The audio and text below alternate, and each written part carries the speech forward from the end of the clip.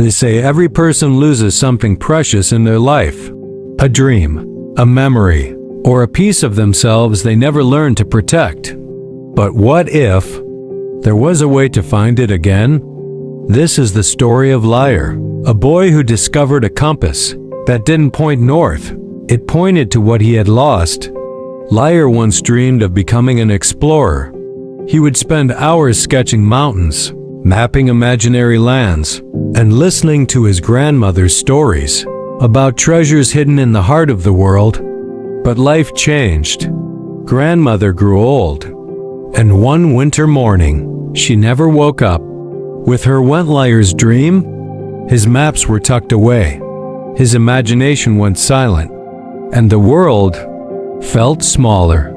Until one evening, while cleaning her old cabin, Lior found a dusty wooden box. Inside was her compass, still warm, still glowing faintly, as if waiting for him. The needle didn't point north. It spun wildly, then stopped, aimed toward the mountains beyond the valley. Attached was a note in her handwriting. The compass points to what you've forgotten. For the first time in years, Lior felt something spark inside him. Curiosity, hope, wonder. So the next morning, he packed his small satchel, held the compass tight, and stepped into the wild. The compass led him to a deep canyon, where dark clouds gathered like angry beasts. As Lior stepped closer, the sky cracked open, and a storm unlike anything he had seen roared to life. But this storm was strange. The wind whispered his deepest fears. You're too weak. You'll fail like last time. You were never brave. The rain turned to shadows, shaping the very doubts he hid from. Lior trembled. He wanted to run, but the compass glowed brighter, reminding him of the promise he once made. So he held it to his chest, closed his eyes, and walked through the storm. With each step, the whispers grew softer, until they vanished. Beyond the storm lay a quiet valley, so still he could hear his own heartbeat. There, a small spirit fox appeared, glowing softly. It circled him once, then spoke in echoes of his grandmother's voice. Not all who wander are lost, but all who stop searching lose who they could become. The fox led him deeper into the valley, where broken inventions, old sketches, and abandoned dreams floated gently in the air. These are the dreams people leave behind, the fox whispered.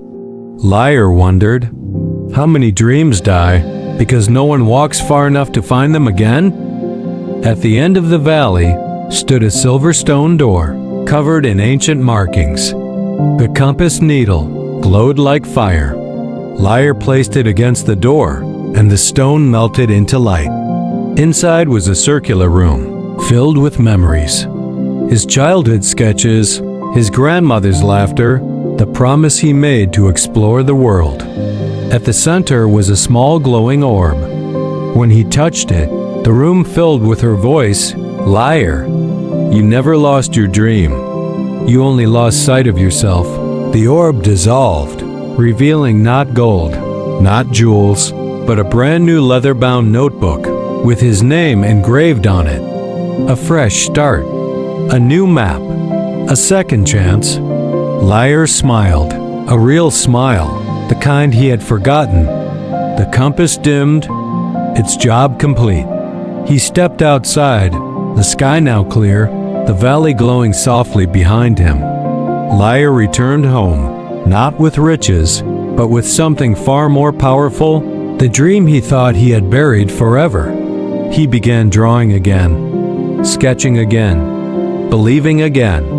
And you? Yes, you listening to this. Maybe you also lost a piece of yourself somewhere along the way. Maybe it's time to pick up your compass, the one inside your heart, and start walking again. Because the treasure you're looking for isn't out there in the world. It's the version of you that you're brave enough to become.